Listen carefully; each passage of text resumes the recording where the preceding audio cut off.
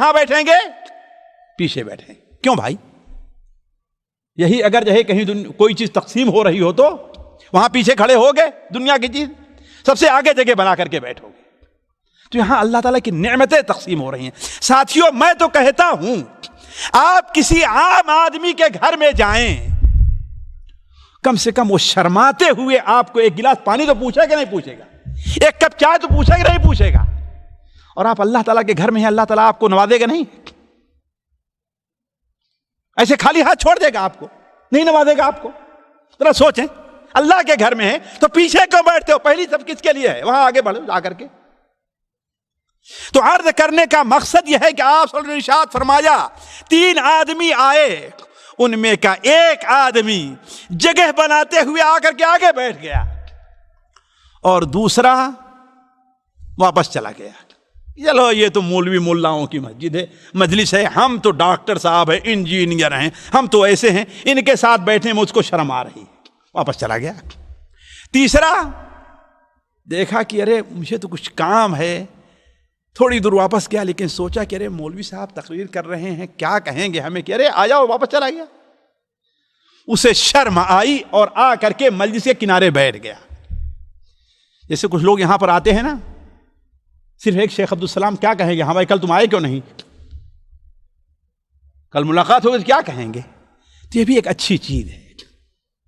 تو آپ نے بیان فرمایا جو یہاں آ کر کے مجلس کے میں آ کر کے بیٹھا ہے تو وہ اللہ کے قریب ہوا تو اللہ نے اسے اپنے قریب کر لیا ہے.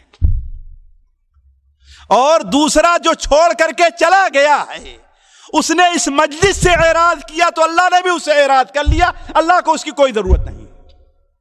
اور تیسرا جو شرم کرتے ہوئے واپس نہیں گیا ہے، اللہ تعالیٰ کو بھی اسے محروم کرتے ہوئے شرم آئی، اللہ نے اسے محروم نہیں کیا ہے. تو یہ دینی مجلسیں جو ہیں یہ کیا ہیں؟ اللہ تعالیٰ کی رحمتیں نازل ہوتی ہیں، کرم نازل ہوتا ہے، مغفرت نازل ہوتی ہے. تو اس میں حاضری کا اہتمام کیا جائے. چوتھی چیز یہ ہے، حق کو سیکھنے اور سمجھنے میں حیا نہیں کرنی چاہیے. بہت سے لوگ ہوتے ہیں انہیں مسئلہ معلوم نہیں رہتا. کتنے لوگ ایسے ہوتے ہیں انہیں تحیات یاد نہیں ہے، لیکن سوچتے ہیں اگر پوچھیں گے تو لوگ کیا کہیں گے کہ تو اس کو یہ نہیں یاد ہے. ایسا ہوتا ہی نہیں ہوتا ہے. بہت سے لوگ ہوتے ہیں مسجد میں آئے، کھڑے ہو گئے، ان کا وضو ٹوٹ گیا، آپ سوچتے ہیں کہ پھر نکلیں گے تو لوگ کیا کہیں گے. ہوتا ہے نا ایسا، کیا کہیں گے ابھی. تو یہ اس بارے میں شرم جائز نہیں ہے.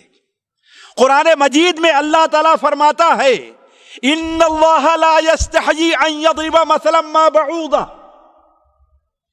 اللہ تعالیٰ کو اس سے کوئی حیا نہیں آتی ہے کہ وہ مچھر یا اس سے چھوٹی چیز کی مثال بیان کرے اگر اس میں لوگوں کا فائدہ ہے، اگر فائدہ ہے، اس میں لوگوں کی تربیت ہے. اسی لیے آپ دیکھیں حدیث میں متعدد جگہ ایسے آیا. ایک بار نبی صلی اللہ علیہ وسلم نے فرمایا کہ اے لوگو، اللہ تعالیٰ حق بات سے نہیں شرماتا ہے، لہذا اگر کسی کا وضو ٹوٹ جائے تو وضو کر لیا کرے، ہے نا. اور عورتوں سے پیچھے کے راستے سے جمع نہ کرو. اگر ہم کریں تو کہیں مولوی تھوڑا بدتمیز ہے، ایسی بری بری باتیں کرتا ہے.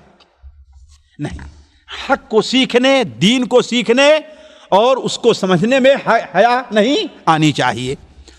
اور خاص خیر بہت چیزیں ہیں، لیکن ایک بات اور کہہ کے اپنی بات بند کرتا ہوں. وہ یہ ہے کہ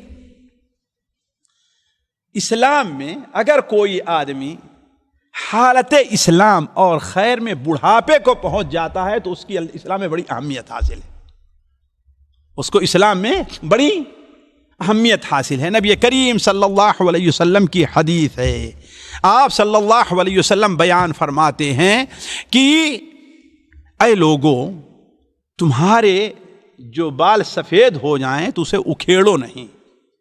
ہوتا نا کچھ لوگ اکھاڑ دیتے ہیں، یا اکھاڑتے نہیں ہیں تو کم سے کم کالا رنگ ضرور استعمال کرتے ہیں، ہے کہ نہیں ہے.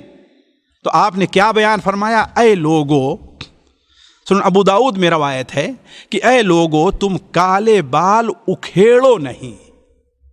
کیوں؟ اس لیے سفید بال، نعوذ باللہ، سفید بال اکھیڑو نہیں، اس لیے کہ جو مسلمان بھی حالت اسلام میں اس کے بال سفید ہو رہے ہیں تو یہ سفیدی قیامت کے دن اس کے لیے نور کا سبب بنے گی. اور یہی نہیں ہے، آگے آپ نے بیان فرمایا ہر بال کے ذریعے اللہ تعالیٰ اسے ایک نیکی دے گا اور ہر بال کے ذریعے اللہ تعالیٰ اس کے گناہ کو معاف کرے گا. تو اللہ تبارک و تعالیٰ کو اگر کوئی مسلمان بندہ ہے، جیسا کہ ایک ضعیف حدیث میں آپ نے بیان فرمایا کہ کوئی مسلمان بندہ ہے، سنت کا پابند ہے، بوڑھا ہے، اگر اللہ تعالیٰ سے دعا کرتا ہے تو اللہ تعالیٰ اس کی دعا کو رد کرتے ہوئے اللہ کو شرم آتی ہے. جیسے ہم نے کہا آپ کسی آفس میں جائیں اور کوئی بوڑھا ہو، کمزور ہو، تو آفیسر کیا ہے، اس کو واپس کرتے ہوئے شرم کرتا ہے نا. تو اللہ تعالیٰ تو زیادہ اس بات کا حقدار ہے. اسی لیے جو لوگ بوڑھے ہوں اس کی قدر کرنی چاہیے. اولاً وہ کیسے ساتھیوں، کوئی ایسی حرکت نہ کریں جو ان کے بڑھاپے کے خلاف ہے. اب مثال کے طور پر کوئی بوڑھا ہے اور وہ کسی لڑکی کو دیکھنا شروع کر دے تو جی عیب کی بات ہے نا. کوئی بوڑھا ہے جہاں 4 6 8 10 نوجوان بیٹھے ہیں، دنیا کے بعد گپ شپ کر رہے ہیں، مزہ لینے کے لیے وہاں جا کے بیٹھ جائے تو اس کے لیے باعث عیب ہے کہ نہیں عیب؟ شرم ہے نا. اور جو گناہ کی باتیں ہیں وہ تو اور چیزیں ہیں، میں اس کو مثال نہیں دیتا، لیکن کہنے کا مطلب یہ ہے کہ اسلام میں اللہ کے رسول صلی اللہ علیہ وسلم نے بوڑھے کی بڑی اہمیت بیان فرمائی ہے. اور اللہ یہ ان لوگوں میں ہے شاید جن کے بارے میں یا جن کو محروم کرتے ہوئے اللہ تعالیٰ کو حیا آتی ہے. اللہ تعالیٰ سے دعا ہے کہ اللہ تبارک و تعالیٰ ہمیں اور آپ کو اپنے اندر حیا پیدا کرنے کی توفیق عطا فرمائے. اللہ تعالیٰ ہمارے اور آپ کے اندر فطری طور پر جو حیا رکھے اسے اجاگر کرنے کی توفیق عطا فرمائے. اللہ تعالیٰ ہمارے اور آپ کے گناہوں کو معاف فرما دے. اللہ تعالیٰ ہمارا اور آپ کا یہاں پر جمع ہونا قبول فرمائے. یہاں جمع ہونے کی برکت سے اللہ تعالیٰ ہمیں ان لوگوں میں بنائے جنہیں محروم کرتے ہوئے اللہ تبارک و تعالیٰ کو حیا آتی ہے. سبحانک اللہم و بحمدک، اشہد ان لا الہ الا انت، استغفرک و اتوب الیک. سامعین اکرام، ہمارے علمی اور عوامی دروس اور سوال و جواب کی مجلسوں سے آپ خود بھی مستفید ہوں اور اپنے دوست و احباب کے ساتھ بھی شیئر کریں. عین ممکن ہے کہ آپ کے شیئر سے کسی کی اصلاح اور آپ کے لیے صدقہ جاریہ بن جائے. واٹس ایپ پر اسلامک میسج حاصل کرنے کے لیے نمبر نوٹ فرمائیں: یعقوب عزیز 00966 5089595707. واٹس ایپ سوال جو آپ گروپ میں ایڈ ہونے کے لیے نمبر نوٹ فرمائیں: عبدالسلام عمری 00966 502627 نمبر بھیجتے ہوئے نام اور پتہ ضرور لکھیں. اسی طرح ہمارے یوٹیوب چینل اسلامی دعویٰ کو ضرور سبسکرائب کریں تاکہ ہماری ہر نئی اور اہم ویڈیو کی اطلاع آپ کو فوری حاصل ہو جائے. تمام دروس، مقالات اور سوال و جواب سیریز کے لیے ہماری مشہور ویب سائٹ www.islamidawah.com کا مشاہدہ کرتے رہیں. السلام علیکم ورحمۃ اللہ وبرکاتہ.